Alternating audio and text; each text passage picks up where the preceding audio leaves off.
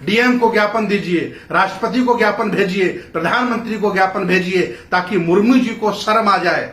हालांकि मुर्मू जी के कुछ बस का है, शर्म आनी चाहिए। तुम्हें पानी में डूब करके मर जाना चाहिए। तुम्हारी हिम्मत कैसे? इतना करो कि सावित्री बाई की शादी 10 साल में कर दी गई और उनके पति 13 साल के थे। आपके माता पिता की कब शादी हुई थी?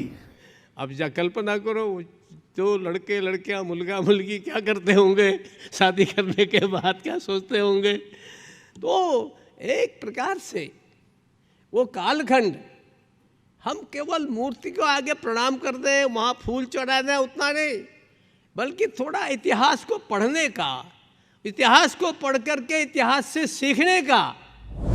फिर किस व्यक्ति ने ऐसे धूर्त व्यक्ति को, मूर्ख व्यक्ति को, गधे को राज्यपाल बना दिया है?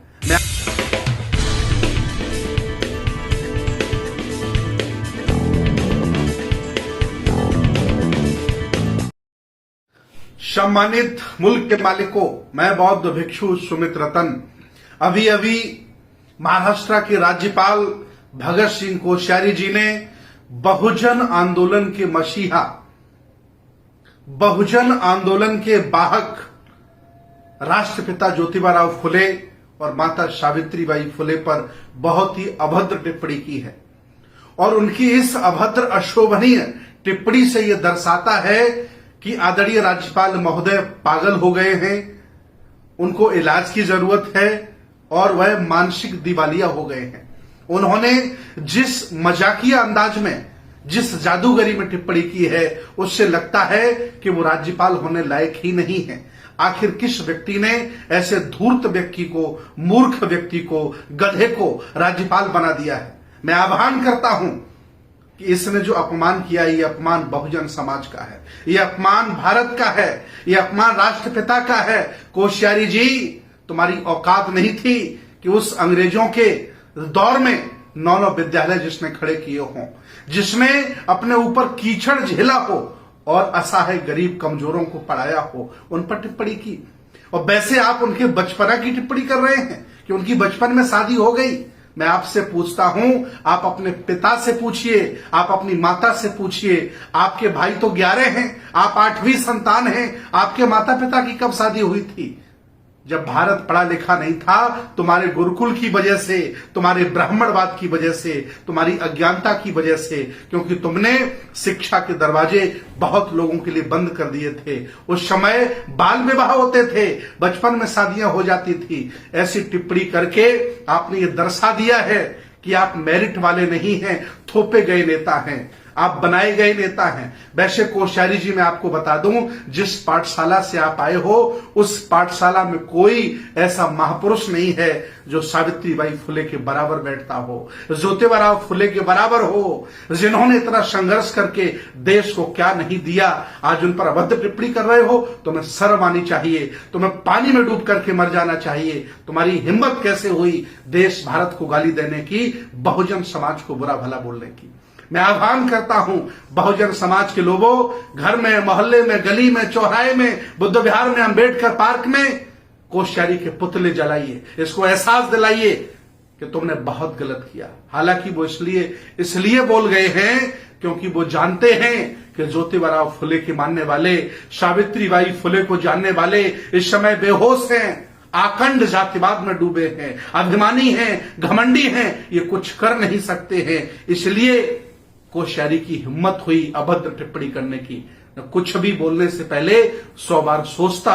अगर ज्योतिबा फुले के लोग जागरूक होते और अपने हक अधिकार के लिए देश भारत से लड़ रहे होते। वो जानते हैं जो मेरे अनाज पर पलने वाले हैं, जो महंगाई में कुछ बोल नहीं सकते हैं, जो कोलिजियम के खिलाफ नहीं बोल सकते हैं, जो अन्याय के खिलाफ नहीं बोल सकते हैं, वो अपने महापुरुषों की सुरक्षा क्या करेंगे? इसलिए इस धूर्त व्यक्ति कोश्यारी को राष्ट्रपिता ज्योतिबा फुले और सावित्रीबाई फुले पर अभद्र टिप्पणी करने का मौका मिला, अधिकार मिला है, क्योंकि वो जानता है इनके लोग सो रहे हैं, मुर्दा हैं, मरे हुए लोग हैं। लेकिन मैं बता दूं, जिस दिन ये मुर्दा जाग गए, उस दिन तुम्हें देश छोड़ के भागना पड़ेगा कोश्यारी जी। मैं चाहता हूं कि अगर आपको थोड़ी भी शर्म बची हो, इस्तीफा दीजिए और घर में जाकर के बैठिए, वहां किसी जवान बच्चे को बैठा लिए, पढ़े लिखे व्यक्ति को बैठा लीजिए, जो देश को समझे, भारत को समझे और भारत का धर्म निरपेक्ष भारत, यहाँ का जो सेकुलरिज्म उसको समझे। क्या ये हिंदूवाद फैला के रखा है तुमने? देश भारत को बर्बाद करने पर आप लोग तुले हो।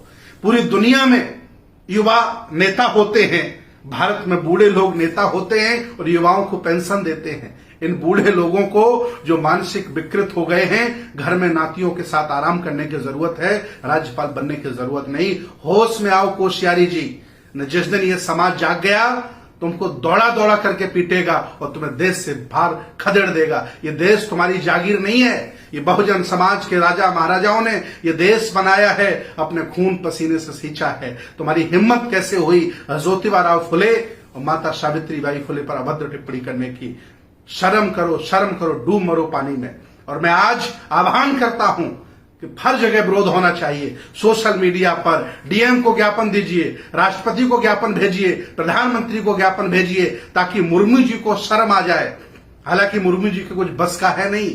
अगर ये बाकी जिंदा होते, आदरणीय राष्ट्रपति मुर्मू जी अगर वाकई जागरूक होती इस बयान पर, राष्ट्रपति इस बयान पर राज्यपाल को निलंबित कर देता, बर्खास्त कर देता, लेकिन हिम्मत नहीं है। फिर भी मैं आह्वान करता हूं, हक अधिकारियों की लड़ो, नहीं तो आज ये तुम्हारे महापुरुषों को बुरा भला कह रहे हैं, कल ये तुम्हारे घर में घुस के तुम्हें मारेंगे और घर से निकाल देंगे।